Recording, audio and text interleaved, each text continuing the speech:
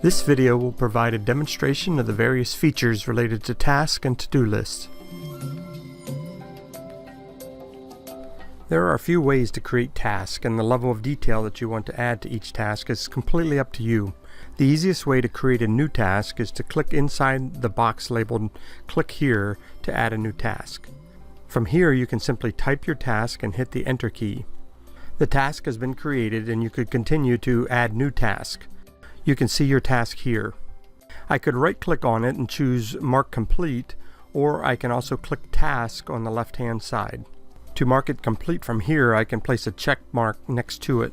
It's going to cross it off and the task is considered done.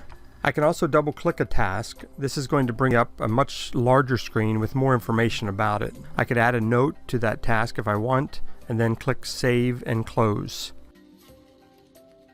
Another way I can create a new task is by clicking New Task from the Home ribbon tab. I can enter in a subject for that task. I can choose a start date for the task by clicking the calendar icon. I'll choose today as a start date, and I can also choose a due date, which I'll make the 28th. I can set the status if I want. Right now, since this is a brand new task, it's not started, though I could choose In Progress, Completed, Waiting on Somebody Else, or Deferred. I can also set the priority of a task. I can mark the % complete of the task, and you'll note once I up that value, the status changes to In Progress. I can set a reminder for this task. Because it has a due date, I want to remind myself by the 26th that if I haven't started, I better get started. I could click Save and Close right now. However, I want to assign this to Leslie, so from the Ribbon tab, I'll choose Assign Task.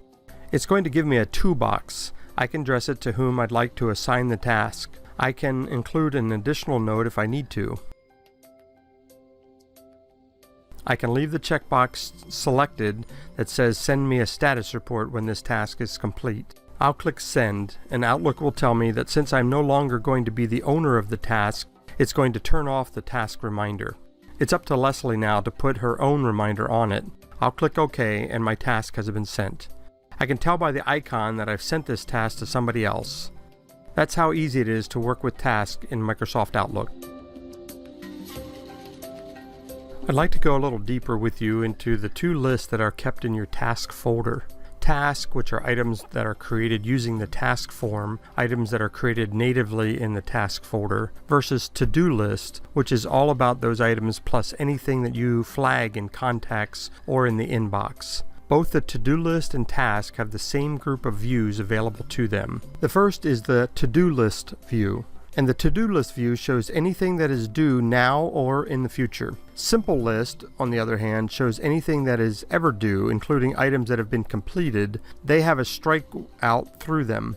If an item was removed from the list, it won't be here, but otherwise there is everything that we did and everything that we intend to do. Detailed provides even more information about all of those items. So it lets us know not just the status and the due date, but when the due date was modified and the difference perhaps between the due date and the date completed. This is a view that reflects Outlook's use as a tool for people working on projects that are being managed. We can look at items by their priority, high, medium, and low. We can see items that are active. This is the heart of the to-do list view because this is everything that hasn't yet been done. Even if it was in the past, even if it's in the future, if it hasn't been done, it's still active. Here's our list of completed items. These are items that are due today.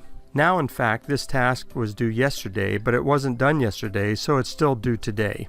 Items due in the next 7 days that were assigned to the next 7 days. Items that are overdue. There's one. It was due yesterday. Items that have been assigned, and then server tasks that are stored on the server, if any. The same views are available when I click Task, all of those same choices. I can create new views, I can modify a view, and save it as a new view. And when I create a new view for my task list or my to-do list, it will be available, if I wish, in all task folders. This is just what's available on the views. If I go to the View tab, I also have the ability to look at items by categories. For example, by start date, by the date they're due, which is different. What do I need to do first? By importance, by assignment, and so on. Whether you're looking at your to-do list or looking at your tasks, don't be afraid to jump into the View tab and choose different arrangements, or jump to the Home tab and choose entirely different views to help you get the best handle on the task work here in Outlook.